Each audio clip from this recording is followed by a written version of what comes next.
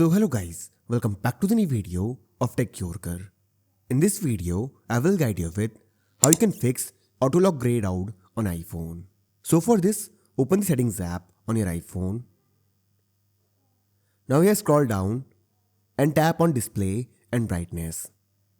Now here scroll down and as you can see here, auto lock is grayed out. The simple reason for this issue is low power mode. When low power mode is enabled, this will gray out auto lock feature. To fix this issue, all you have to do is turn off low power mode. For this, go back to settings. Now here scroll up and then search for low power mode. Open it and now turn off this toggle next to low power mode. Now go back. Now here tap on display and brightness. Now scroll down.